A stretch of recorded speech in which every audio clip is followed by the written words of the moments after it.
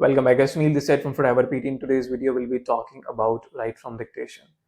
So in the last 1 week, I've received more than 100 messages wherein students are asking the same things. Can we add extra words in write from dictation? And if we can add, what is the word limit? And will there be any consequence if we add extra word? Now, I'll be answering all these questions in this video.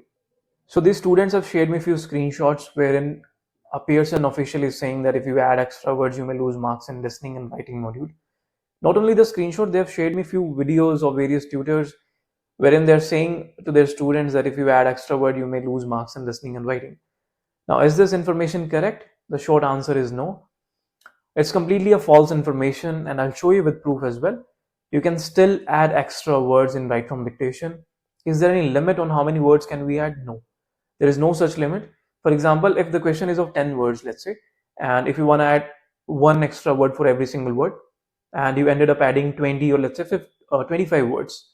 Can we do this? Can we write 25 words for a 10-word dictation? Yes, you can still do that. Will there be any penalty? No, there won't be any negative marking. I'll show you. Let me just take you to my computer screen. Now here we are. This is Pearson's official website.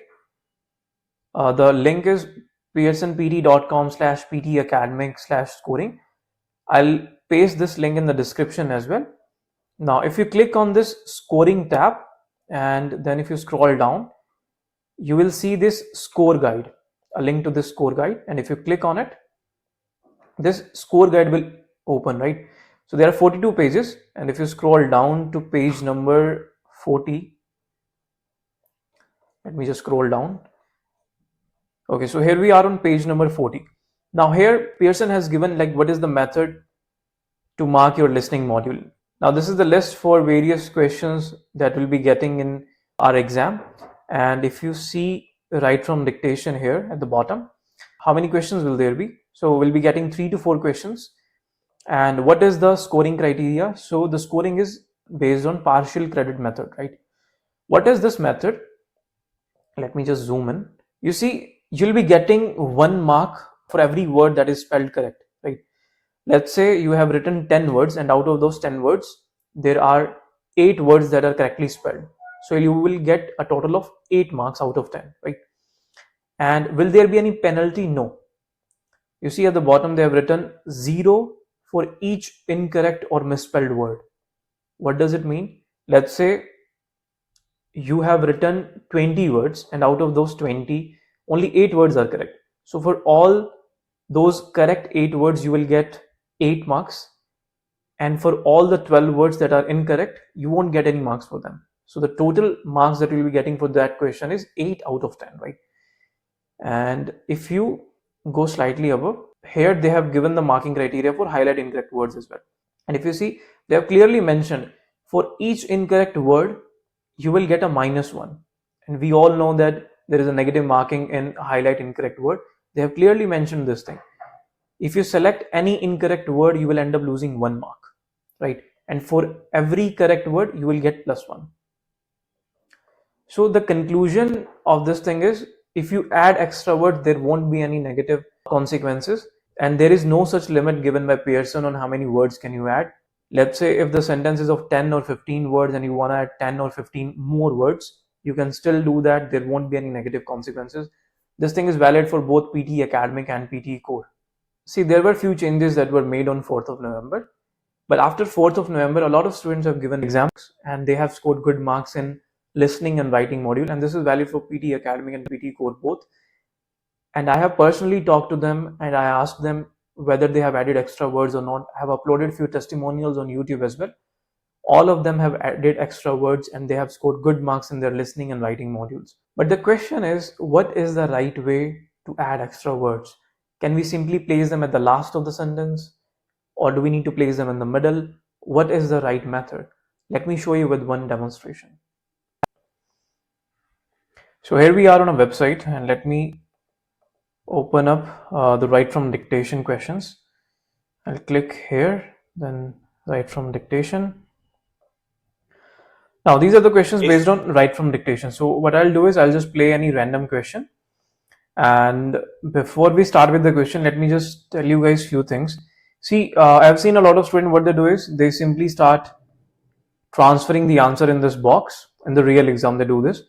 Now I don't recommend doing this thing. I always suggest that in the real exam you will get a marker and a notepad, so always use this. And first what you guys should do is you should always use the initial letter method. Take the notes, and after taking the notes then you can transfer your answers. Now I'll show you with one example the way I do it in the real exam. Let me open up any random question. Let's say this one. Now, students enjoy special discounts at the coffee house all week. Students enjoy special discount at the coffee house all week. Students enjoy special discount at the coffee house all week. Let me open it up. Student enjoy special discount at the coffee house all week. All right. Now I'll transfer it in the box. So the answer was students enjoy special discount at the coffee house all week. Now S was for student, E was for enjoy. I've written enjoys, it should be enjoy. Enjoy special discount, D for discount, at the coffee house all week. So there were 10 and there were 4 plus 4 plus 2, 10 words. A total of 10 words are there. Now, what I'll do is I'll be adding extra words here. Now, this is not the way I'll be submitting in the real exam. I'll make sure that I'll add sufficient extra words. Now, while adding extra words, I always think of few things. The first one is the verbs, all the verbs that are given in the question, then the nouns, then articles, and any spelling errors, right? Then I also take care of any apostrophes that are given, right? Any contraction basically, for example, can't or cannot. So these are the 5 things that I always take care of while adding extra words. Let's say, for example, here let me add the extra words. So in place of students, there can be singular as well, the singular student, student. So what I'll do is I'll make the S of student capital. Students, I've written both, or let's say it could be like, if you have a doubt, it could be a student or the student. If you have a doubt, like if there were any articles before this word student, you can add those articles as well, and you can keep all of them in capitalized form. Then I'll add the verb enjoy, enjoys. It could be a singular verb, enjoys. It could be enjoyed, and it could be enjoying as well, right? So I've added all the verbs here: enjoy, enjoys, enjoyed, enjoying. Special discount, it could be discounts. At the coffee house, it could be at a coffee house, or let's say houses as well, houses. All week, all weeks, or let's say all the week, right? All the week, all a week, right? So whatever combination you can think of, you can add here. So I've taken care of all the verbs. I've added sufficient verbs here. I have made all the nouns plural and singular. Then I've added extra articles. And if you think that there is any spelling error, let's say, if you don't know how to write weeks, let's say, you are confused between the spellings of the week, whether it's WEAK or WWEK, you can write both. So what I'll do, I'll add these 2 extra words as well, right? The system will pick the correct one. It doesn't matter if you have written 4 extra options for 4 extra words for this one word. The system will pick the correct one. Now, I have taken care of all these things. There wasn't any contraction here, so I won't be adding any apostrophe. See, the thing with the contraction is, for example, in the real exam, you heard, let's say you heard you are, right? You are, and you have written it like this. In the exam, it could be like this as well, right? You are with an apostrophe, right? A lot of students oftentimes miss this thing. So what I do is in the real exam, I write it like this as well, and I write it in the contraction form as well. Same as it is with cannot or can't, right? I think of all the possible combinations and then I add all the extra words. Didn't or did not, right? This is what I meant by apostrophe.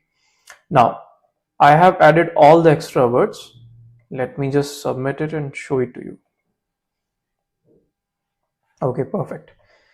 So there were a total of 10 words, I guess. 1, 2, 3, 4, 5, 6, 7, 8, 9, 10. Yeah. And how many words have I written?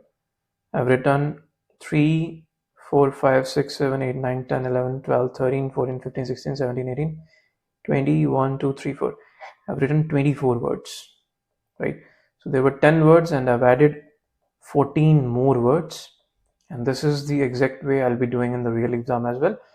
If you're unsure of any spelling, if you don't know the spelling of student or discount, you can add all the possible combinations. There won't be any negative marking. You will get the points for the right word that you have written. Let's say if there were 10 words and you have written 24 words, but out of those 24, only 8 are correct, right? So you won't be getting full marks here. Keep this thing in mind. See, adding extra words won't fetch you 90 out of 90. It's not just about the extra words, it's about the right words. The right words have to be there. Only then you will get full points in your right from dictation.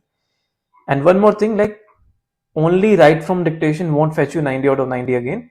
If you want to score good marks in writing, you'll have to perform good in your reading writing blanks, and you'll have to do good in email or essay in case of PTE academic. And for listening, you will have to do good in repeat sentences, in listening fill in the blanks as well. It's not just about write from dictation basically, right? So this is the way that I write in the real exam, and this is the exact same method that I suggest to my students as well.